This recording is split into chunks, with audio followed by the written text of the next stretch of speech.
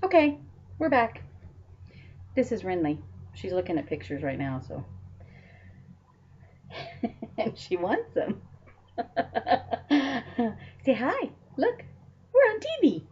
How did we get on TV, Renly? I know. She's perfect, right? She has a little skeeter bite right there. We have a lot of mosquitoes in Kansas right now. If you haven't been watching the weather, you'll notice almost every day of the weather report, we have these big red splotches over the state of Kansas. That is rain and thunderstorms, and we've had some flooding. I'll show some pictures at some point of what's going on in our river right behind our house. So, which actually is a lot closer than it used to be. Anyway, um, talk about my kids. My husband and I, for many years, had tried to have children on our own. I wouldn't say we tried everything. You know, we didn't do in vitro or any of that. But we went to doctors and specialists and, tried to find out why we weren't having children on our own. And finally just came to the conclusion that um, maybe we were supposed to adopt. And, and so we had friends who had an attorney that they were using to adopt their children, and they got us in touch with him. And so all three of my kids were adopted through that same attorney. Let me tell you the difference, in my opinion, between private adoption and agency adoption. I'm a strong proponent of private adoption for a couple of different reasons. In the state of Kansas, you can be represented by the same attorney that represents the birth parents. Um, and so, and usually the adoptive family pays for everything. What do you want to do? You want to go over there and get a toy? Okay. So, one of the reasons I'm a strong proponent, supporter of private adoption is because a couple of different things. First of all, it tends to be far more affordable.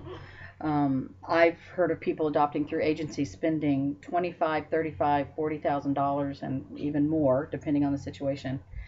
With private adoption, we could go to the attorney, tell him what we could afford to spend, and he could find the situation or introduce us to birth mothers who are in a situation that was most likely going to be affordable for us. So, for example, the first adoption was a placement out of state. The birth mother, was in a different state than we were, so we had to pay for her to have an attorney there. Um, but um, she had living expenses covered. She had support there. She had, a family that was helping her out, and so we didn't have a lot of expenses to cover, or what they'd call at risk, because you can't recoup those expenses if you're. So she didn't need us to take care of her. Basically, she had someone to do that, and she had insurance to take care of her.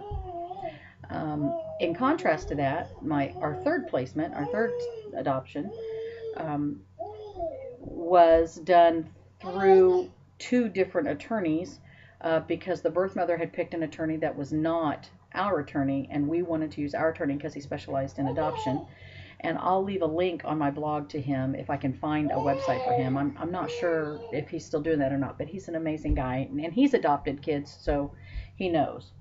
Rennie's playing with toys right behind me. So, um, okay. So, um, but that situation was different because she had a paralegal who kind of served as a social worker for her, and that meant that the expenses really racked up. Our first placement was about $2,500, honestly, $2,500. We knew about him coming. We knew about the birth of our first son for probably about 8 to 10 weeks before he was born.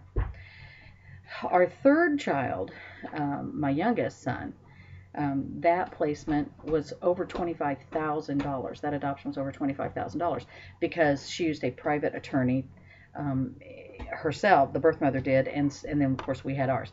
Our attorney didn't charge us much of anything, but that paralegal wandering around with that birth mother meant that it was more expensive.